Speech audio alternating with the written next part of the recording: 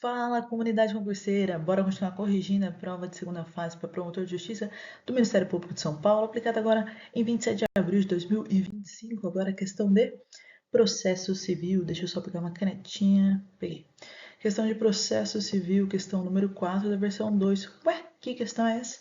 Essa questão que não foi sorteada, porque são 3 versões de prova, uma é sorteada e essa não foi sorteada. Mas vamos corrigi-la. Quais são os requisitos para que a pequena propriedade rural seja considerada impenhorável? Ela deu o artigo 833, inciso 8º do CPC. A quem compete o ônus da prova? A referida empenhorabilidade pode ser considerada como direito fundamental indisponível do grupo familiar? Justifique sua resposta. Vou dar um spoiler deste próprio vídeo. Metalinguagem. É o seguinte, essa questão, ela é inteiramente nem sei se tem, ela é inteira sobre um julgado do STJ recente, do final de 2024. Então, é um julgado que foi julgado e publicado aproximadamente 5 meses antes dessa prova, e foi a questão inteira de processo civil baseada nele, como vocês verão adiante. Então, começando a responder a questão: quais são os requisitos para que a pequena propriedade rural seja considerada impenhorável? Ele deu o artigo. O artigo que ele fala, artigo 833, inciso 8º do CPC, deixa eu mudar a cor, que essa cor não está aparecendo. É esse daqui que eu coloquei logo abaixo, ó. Também essa cor não está se tocando, vamos trocar de cor. É esse artigo aqui, ó. Esse artigo aqui não está indo.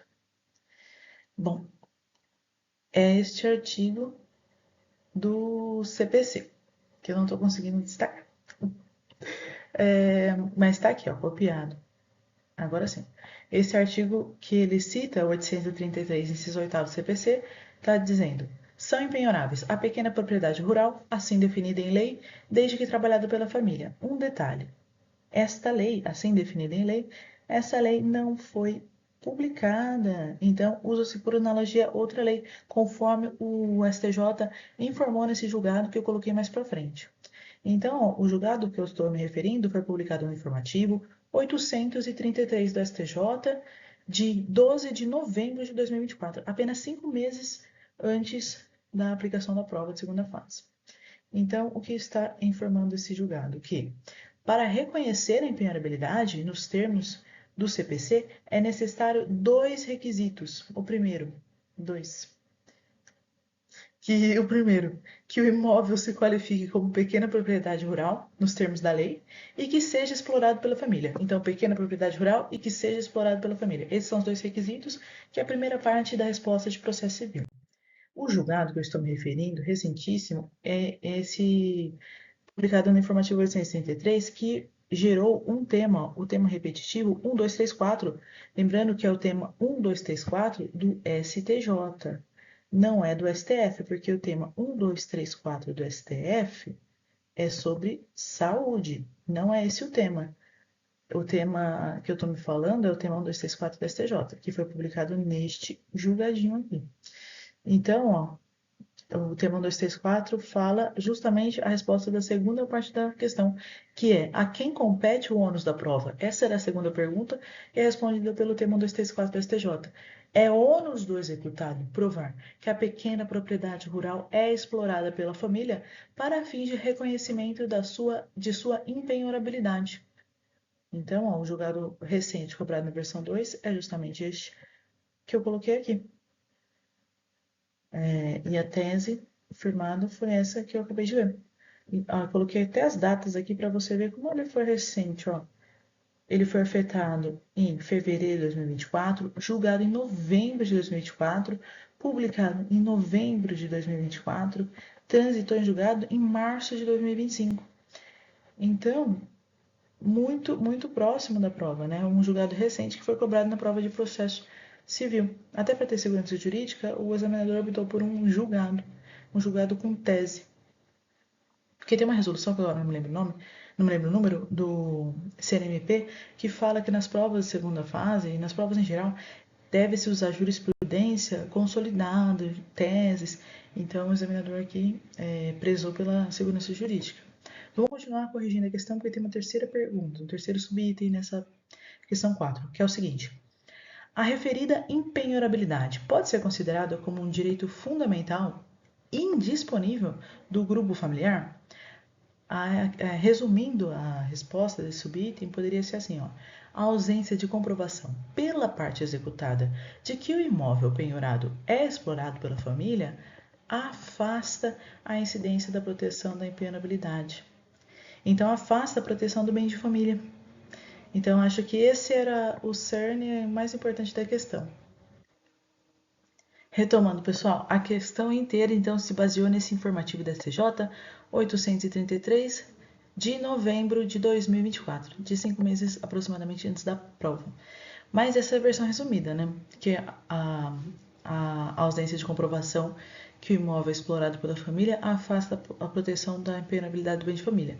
Mas tem uma resposta toda longa que é a questão principal desse informativo que eu coloquei a seguir para acompanhar a justificativa certinha. Então, vou ler a resposta completa com os destaques, tá? Isso aí é o texto do STJ nesse julgado. Vou começar aqui, ó. Aqui. Até o momento, não há uma lei definindo o que seja a pequena propriedade rural para fins de impenhorabilidade.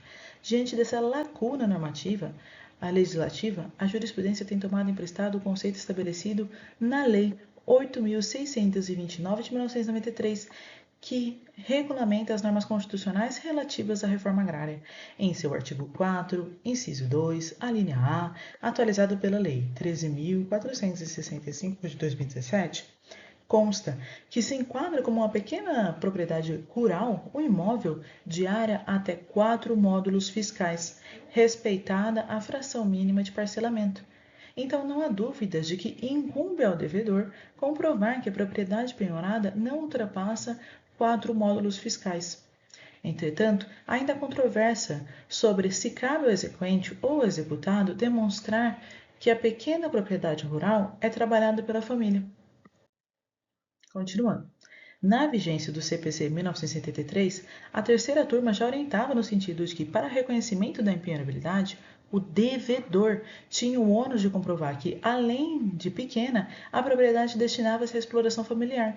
Ademais, como regra geral, a parte quem alega tem o ônus de provar, que estava lá, que estava no CPC antigo e foi reproduzido aqui, ó, no artigo 373 do CPC 2015. Quem alega tem que provar.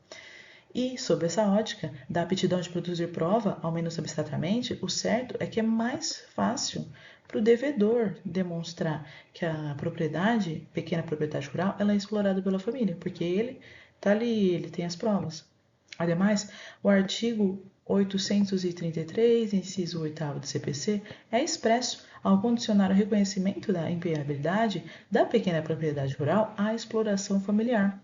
Isentar o devedor de comprovar essa efetiva satisfação desse requisito legal e transferir a prova negativa ao credor importaria em desconsiderar o propósito que orientou a criação dessa norma, o qual, repise-se, consiste em assegurar os meios de manutenção da subsistência do executado e de sua família.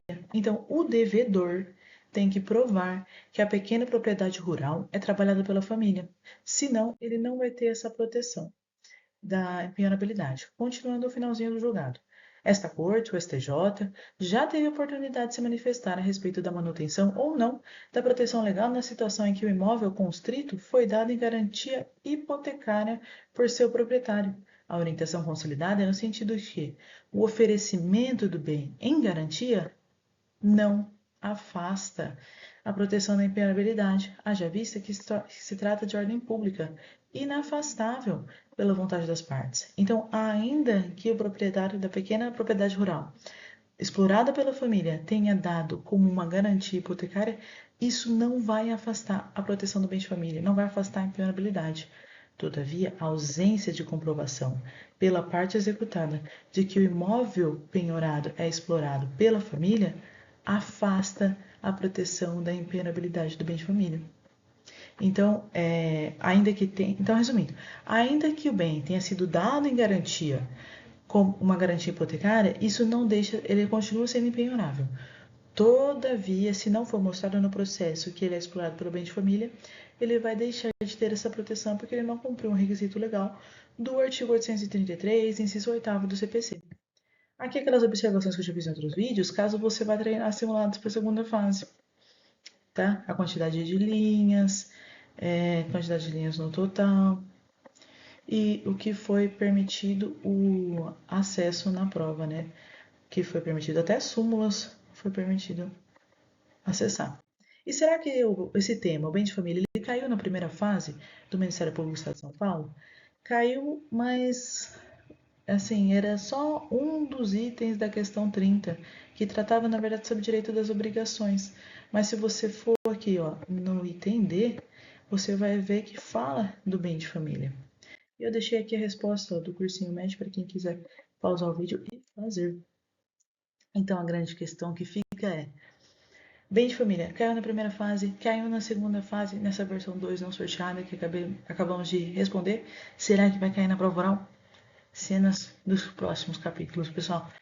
Então, só queria terminar com o biscoitinho da sorte. Uma vez pedi comida aqui em casa e o biscoitinho da sorte estava me falando exatamente isso aqui, que eu achei bem legal. Aliás, eu tenho até hoje esse biscoitinho. Que é o seguinte: limitações são fronteiras criadas pela nossa mente. A gente pode qualquer coisa. Então, nada de síndrome do impostor, hein? Ah, por fim, só, se você está até aqui nesse vídeo, vai na descrição, tem um link de um grupo do WhatsApp e vem estudar com a gente, beleza?